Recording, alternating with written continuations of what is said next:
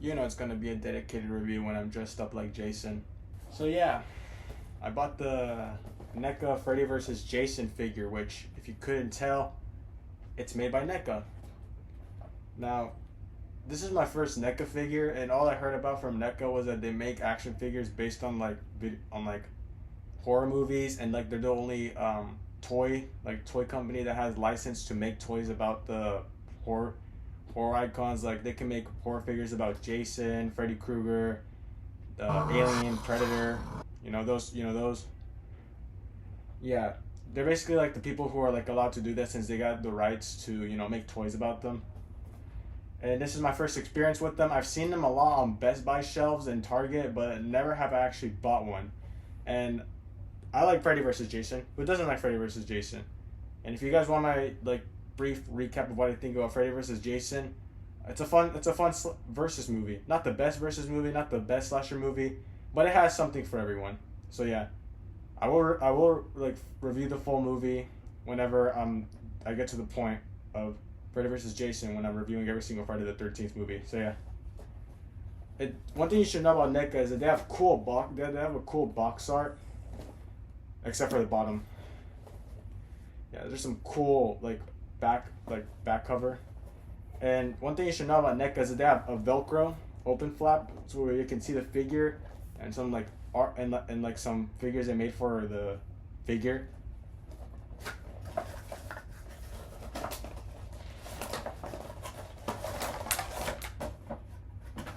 So yeah, Jason's packing.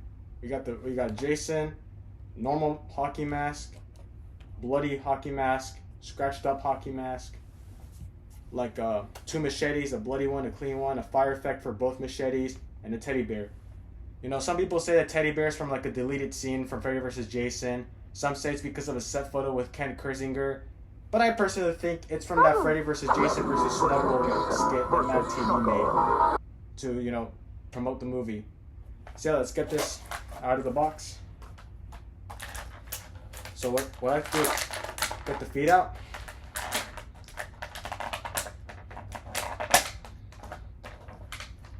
And I just gotta get the head out. Yeah, easy as that. I gotta say, this is a really good figure. I already opened it beforehand. So yeah, I'm sorry. I opened it at my cousin's house because I was bored. But yeah, this is how it looks like. With this scratched up mask.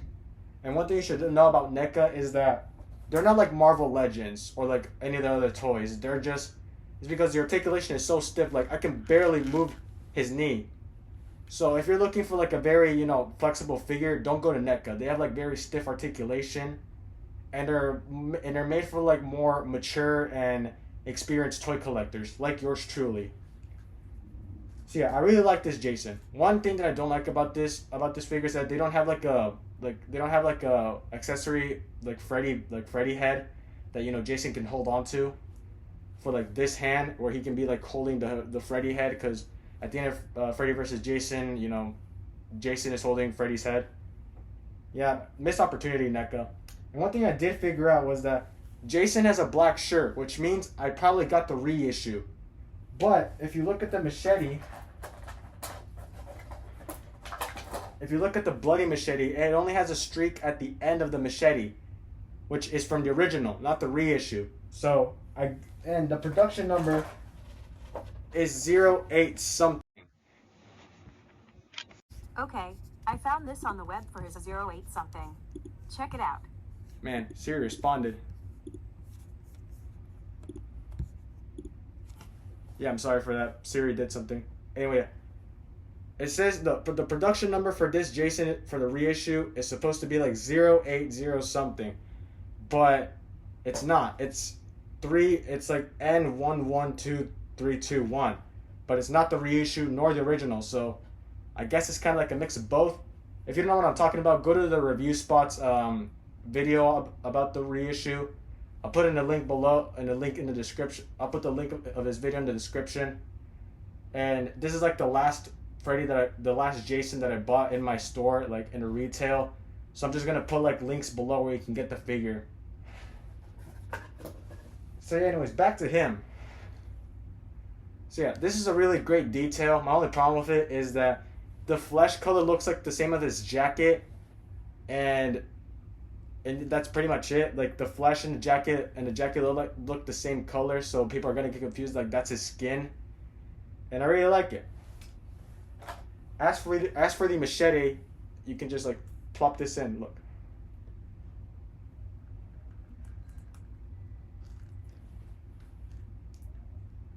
Yeah, it's not hard to get the machete into, but you really gotta know where you're gonna place it. You gotta be really careful with these NECA figures. I heard that they're, they can break. They don't break easily, but they're just very stiff in articulation. So you gotta be careful with them. And now, for the machete flame effect.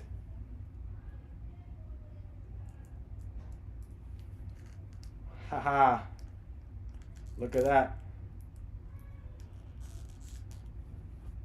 He's going to be swinging the machete this way. It's really nice. Nice reference to the cornfield scene. And if you're wondering how to take off... Hold up, look at the... Look. You can tilt his head. You can tilt his head side to side. So you're going to get that Kane Hodder movement. And if you're wondering how you can change the mask, all you got to do is just lift up the mask part first. So you're going to do this first. And as you're lifting it up, you should like lift the straps up too. And boom. Look at that ugly mug. Looks like a deformed walnut. Looks like a expired sausage. Expired English sausage.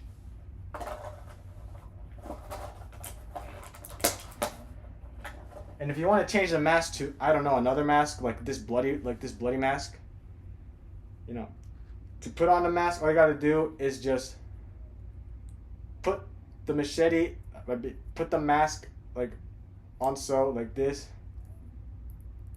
and as you're aligning the mask with his face, like pull down the straps. Don't pull it harder, so you're gonna break the strap. But just put it in tightly. Just put it in gently. Don't pressure it. Don't pressure it.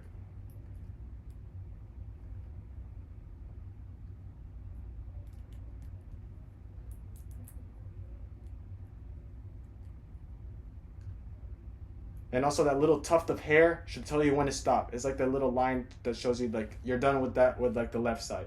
And now look at him. Puts a whole different figure. And yeah, we got his teddy bear. And it goes in this hand. And look at him. He looks adorable, doesn't he? And now I'm going to take off all this because I am sweating. Oh, God. Oh, God. I don't know if you can tell, but I'm actually sweating. I've been sweating underneath that hockey mask. Oh, my goodness. Ugh.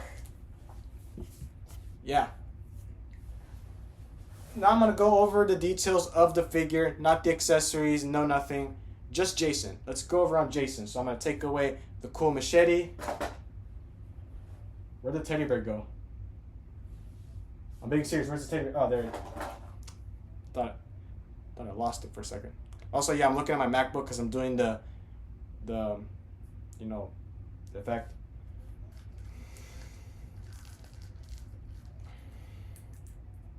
So yeah, lift up the solid part of the mask and then, pull up the straps. That's how you take off the mask. Do not break the straps or else you're screwed and you're not going to have a mask anymore. So now we're going to put in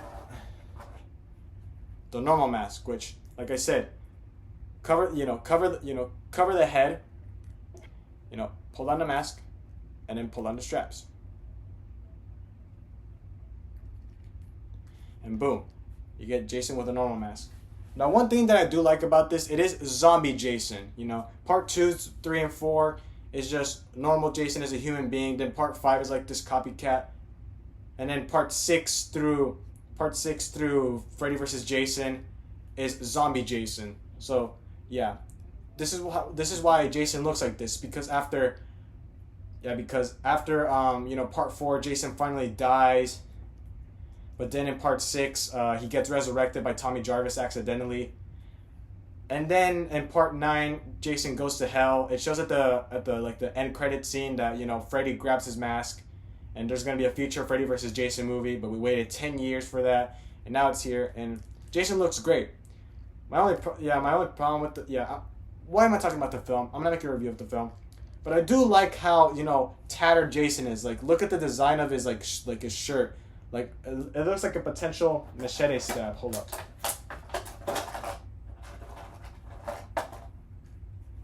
I guess this could be effect of Jason after fighting Freddy, because like because in the movie there's a scene where Freddy and Jason fight in the dream world, and then this machete, and then Freddy makes the machete fly into Jason's chest. See, look at that. And then his jacket. Look at his jacket. It's so like torn up and has like bullet holes and scratches on it. Like there's some batting. Like there's some batting in here. Also, the painting is so well that if you sniff the figure, oh god, that's potent. Ugh. Oh god. Ugh. Yeah, that's some pretty strong paint. Appreciate it. And yeah, he does have, and even though Jason's already tall, he has stilted boots, which is accurate to the movie. I'll explain to you a little bit. But yeah, this figure does have great articulation, 90-degree angle bend. It can, rotate all the way. It has, you can bend the arm, and then there's a swivel. There's like a swivel here, so you can move it like this. Head can rotate up. Oh, not the mask.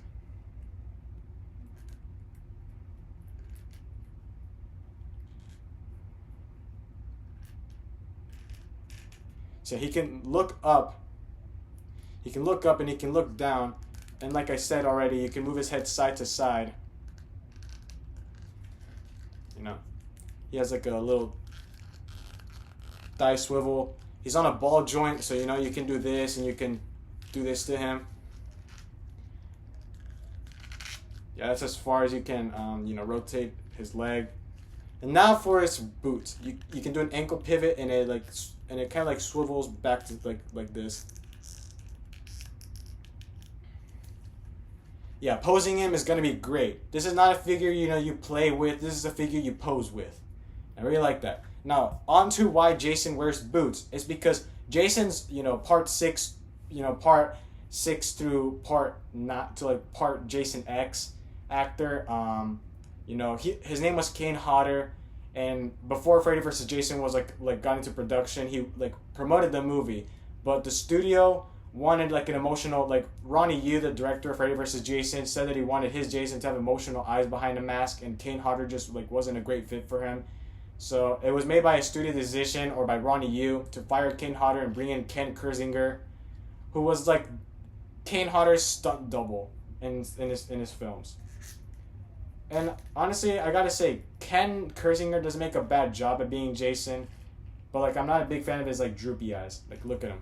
Can you see him his eyes behind the mask? Look at those droopy eyes. But yeah, solid figure. I gotta say, this is an amazing figure. Was it worth $35? Heck no. I think this is worth $20 or $25. But still, NECA did an amazing job. And if you're asking, will you buy more NECA figures? I don't think so. I mean, if I get bored by it, don't get me wrong. This Jason is great, but this is not a figure that makes me go, wow, I wish I could waste more money buying these figures. No. I'm good with this Jason, I'm good with this Jason, And there are some people out there who are going to say, what about part 7? What about part 7 New Blood NECA Jason? He's the best one.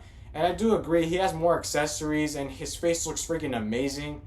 But there's just, because I'm new to NECA. So I'm going to figure this Jason out. I got to figure this Jason out. So yeah, what I have to say about this figure. I gotta give him 8 out of 10. Great articulation, great eye-catching detail. It looks like the people who made this figure actually, had fun and actually, gave attention to the details they're gonna give him. And this is probably one of the best figures that I've ever had to pose with, after I opened the box. So yeah, I think this is great, and if you're wondering where you can buy him, I'll put some websites on the description where you can buy it. They're legit, according to some people, and some scam exposers. They are reliable. So yeah, don't worry. So yeah, catch this Jason at your local retailers. I got mine at Target. Not my Target. It's like a Target that's like 2 hours away from here. So yeah, I gotta say, if you stick around this video so far, then you'll know that the person who made this possible was my mom. If it wasn't for her, I wouldn't have gotten this figure. And props to her for being an excellent mother, for driving almost an hour to a Target just so that her neglectful son with an awful YouTube channel can review this figure and play with it for $35. Thank you, Mom. I love you. So yeah, that's pretty much it. I love this figure, and I love my mom. Shout out to my mom. Moms are awesome. So yeah. So I'll see you guys next time.